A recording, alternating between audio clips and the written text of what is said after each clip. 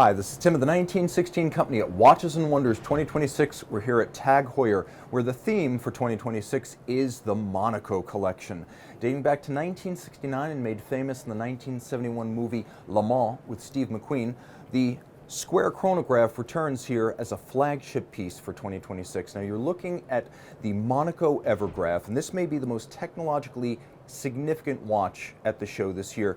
It looks like a Monaco. It's a little bit bigger in titanium, 40 millimeters. It's 100 meters water resistant, nicely loomed, and it's a Note 8 dial, but that's burying the lead. A combination of a new carbon fiber hairspring and a compliant mechanism for the actuation of the chronograph that eliminates both the need for a cam and a column wheel. So taking a look at the dial of the watch, you can see they've brought everything to the front. Now this movement is a collaboration with Vaucher manufacturer. So the balance, which beats away at 36,000 vibrations per hour, is visible down at the bottom, and it is a free sprung balance. It's present at the front of the watch, not so much because it's high beat, but because of the carbon fiber hairspring technology. This offers a lot of improvements. It is less likely to bend or deform than metal, and it doesn't risk shattering the way silicon does. But like silicon, it's ultralight, anti-magnetic, and highly resistant to temperature-induced timing deviations. So the free-sprung architecture of that balance wheel with the critical carbon fiber spring visible on the dial side. Now, also important up at the top, though you can't easily see it, there's what's described as a compliant mechanism, and one large monoblock made of nickel phosphorus essentially eliminates many of the foundational pieces of the chronograph. The actuating start-stop lever, the column wheel or the cam, this is actually neither, and the reset hammer, all contained in this one mechanism. Now it also helps to reduce the need for maintenance. Not only does it simplify the watch and reduce internal friction and wear, but because it does reduce the need for adjustments, oilings, and pivot maintenance, there's actually a 10-year service interval on this watch. It's a 5-year warranty, but they say there's no need to service it any more frequently than once a decade. The watch has the carbon fiber, the compliant mechanism, and then out back you can see a unique sort of checkered flag motif on the movement itself, and so this is very race themed. You're probably also wondering, how does it feel? Because the idea of a compliant mechanism with no pivots and no secondary springs might sound indistinct, so I'm going to tell you.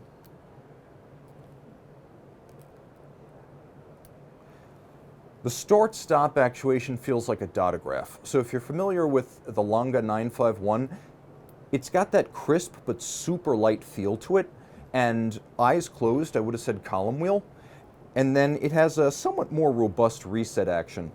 That feels a little bit more like something like a Breitling B01 in terms of being like a really sharp reset. So it's a fascinating piece. Now it's also a refined movement overall, and as you can see, it nicely fills this case back. The movement is a COSC-certified Swiss chronometer. In spite of the high beat rate of 5 Hertz or 10 beats per second, it does have a 70-hour power reserve. It's called the caliber TH-80, and it's a fascinating movement on a lot of different levels. The caliber in this watch is basically front and center, so it has significantly more parts overall than a standard TH-20, but the chronometer certified 5 Hertz 70-hour movement also has an open dial, so there are extra parts counted on that basis. Now moving to the more conventional Monacos, these are going to be a bit more familiar. These are also in titanium, and I should mention you've got a choice with the Evergraph between standard titanium and titanium with black DLC. It comes on a fabric textile strap with a rubber lining, so as a watch that is 100 meters water resistant, that is good to go to swim, so no problems there. This is also 100 meters, but it's a different kind of watch. You'll notice across the board the theme is a tribute to the original caliber 11 of 1969. That's why we have this inverse pusher and crown setup, because on the original caliber 11 you actually had layers of mechanisms with the micro rotor movement on the bottom and then the chronograph on the top, so you had the crown on an opposite side to the pusher, and so the look is retained, but this is a familiar TH-20 movement. Now we still have the column wheel and the vertical clutch, and I should mention this has neither cam nor column wheel, but it does have a vertical clutch mechanism, and so does this. But we also have a more classical column wheel for actuation. Now this is a 39 millimeter, 100 meter water resistant, grade 5 titanium case, and you can see the dial is that classic Steve McQueen Monaco. So if you're imagining the watch from the movie, this is going to be it, with those dashes of colors often associated with Gulf racing. As a 39 millimeter case, you got to realize these watches wear a little bit large, whether it's 40 or 39. Size up about a millimeter or two to understand how the Monaco is going to wear on your wrist, because it's a little bit different from a round watch. Turning it all over, you can start to see what the movement looks like. Now, it's a vertical clutch, column wheel, automatic, 80-hour. It's got stop seconds, it's got a quick set date, and it's important to note this one has a date, this one does not. There's a couple of different variants available, all of them with a full folding clasp, so no pin buckles here. And then a lovely perforated sort of brogued leather where you've got leather on top of leather. It's a matte finish, it's a calfskin, it's a very racing style. Driving gloves, perforated seats, steering wheels, and of course vintage watch straps. So this is a little bit of a look back, but with the green dial it's very much of our time. There are 3 different versions. All of them are at least partially titanium, titanium, titanium, and then titanium with 5N red gold. All of them are mechanically identical and dimensionally identical. You just have to go with the aesthetic you like, so you have several different choices.